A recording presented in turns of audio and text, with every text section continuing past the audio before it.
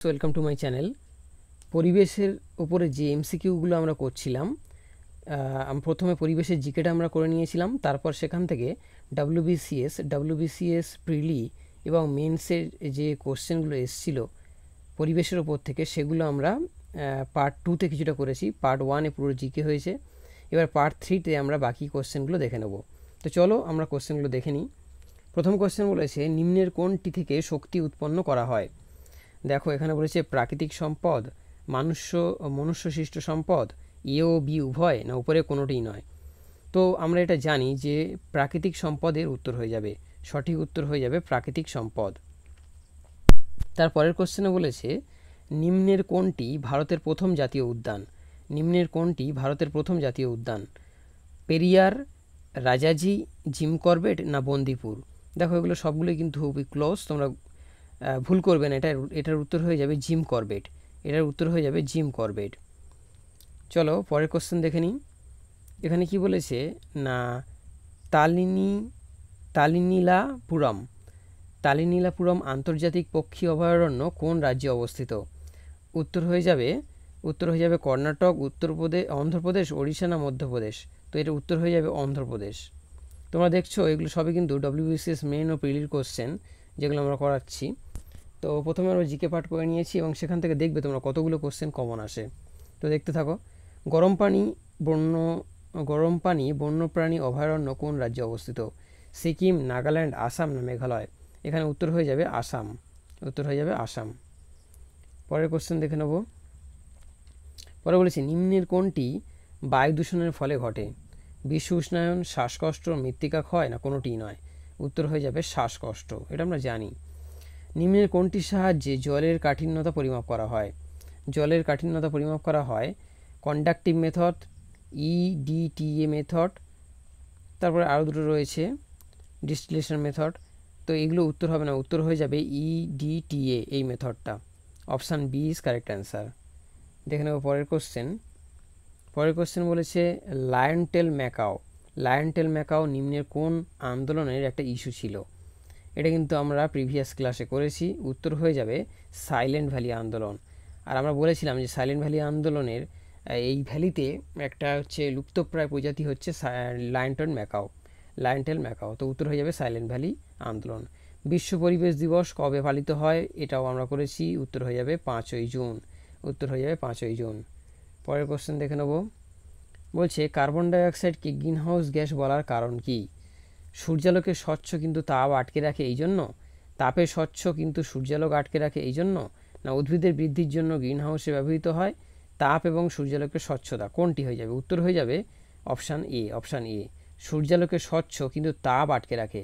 আর আমরা জানি যে তাপ আটকে রাখলে এই গ্রিন হাউস এফেক্টটা হয়।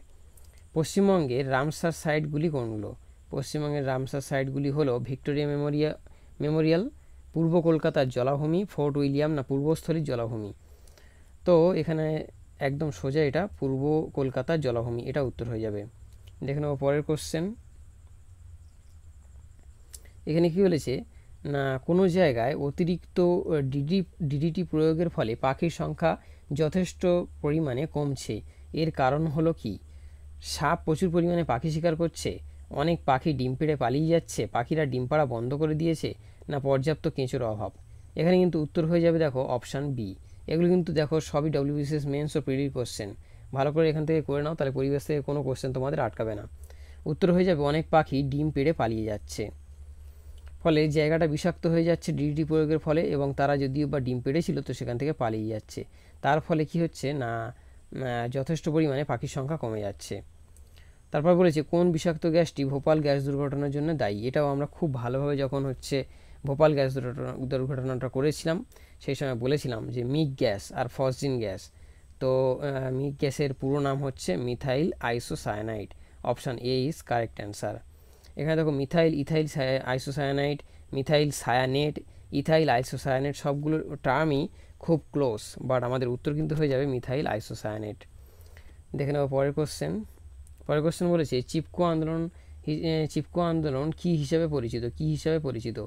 নারীবাদী আন্দোলন, উপজাতি আন্দোলন, রাজনৈতিক আন্দোলন, না কি জাতপাত নিয়ে আন্দোলন? তো তো এর উত্তরটা হয়ে যাবে, আমরা সবাই জানি যে চিপকো আন্দোলনে নারীদের একটা বড় ভূমিকা ছিল, তাই না? তো সেই ক্ষেত্রে এখান থেকে উত্তর হয়ে যাবে নারীবাদী আন্দোলন।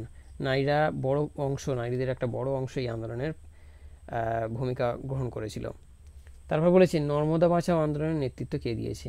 প্রিভিয়াস আমাদের যে ক্লাস হয়েছে তাতেই আমরা দেখেছি এগুলো খুব ভালো করে, সবকটাই দেখেছি, নর্মদা বাঁচাও, সাইলেন্ট ভ্যালি, চিপকো আন্দোলন। তো এখান থেকে কোনটা উত্তর হয়ে যাবে? নর্মদা বাঁচাও আন্দোলনের নেতৃত্ব দিয়েছিল মেধা পাটেকার। পরের কোশ্চেন দেখে নেব। বলছে যে নিচের কোনটি মাটির উর্বরতা হ্রাস করে? Ammonifying bacteria, denitrifying bacteria, nitrifying bacteria না নাইট্রোজেন ফিক্সিং ব্যাকটেরিয়া? এখান থেকে কিন্তু উত্তর হয়ে যাবে ডিনাইট্রিফাইং ব্যাকটেরিয়া। ভারতের বন্যপ্রাণী সংরক্ষণ আইন কত সালে কার্যকর হয়?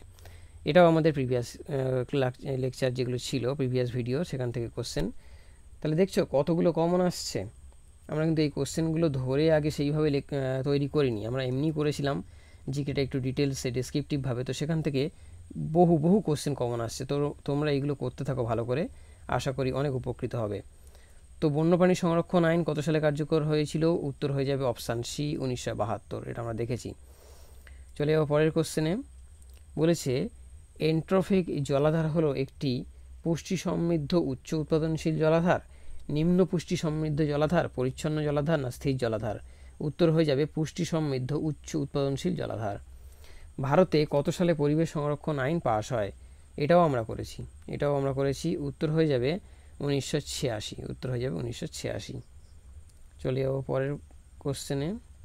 এখানে কি বলেছে না জল দূষণে সাধারণ সহায়ক জীব হলো কোনটি? জল দূষণের সাধারণ সহায়ক জীব হলো এস্চেরিয়া কোলাই বা কলি। এটা আমরা জানি, এস্চেরিয়া কোলাই বা কলি নামে। তারপর বলেছে পৃথিবীর পরিবেশে কোন দুটি গ্যাস শতাংশের হারে সর্বোচ্চ পরিমাণে রয়েছে? উত্তর হয়ে যাবে নাইট্রোজেন ও হাইড্রোজেন, নাইট্রোজেন অক্সিজেন, অক্সিজেন ও কার্বন ডাইঅক্সাইড না কার্বন ডাইঅক্সাইড ও নাইট্রোজেন? তো এখান থেকে দেখো উত্তর হয়ে যাবে অপশান বি, নাইট্রোজেন ও অক্সিজেন। তাহলে তোমরা ভিডিওগুলো দেখতে থাকো এবং চ্যানেলটাকে সাবস্ক্রাইব করে নাও। তার ফলে কি হবে না আমরা যে পরবর্তী ভিডিওগুলো আনবো তার নোটিফিকেশানগুলো পেয়ে যাবে যখন বেল আইকন প্রেস করে রাখবে। আর এই ধরনের ভালো যদি ক্লাস পেতে চাও তাহলে অবশ্যই কমেন্ট করে জানাও। Thanks for watching. আজকের ক্লাসটা এই পর্যন্তই।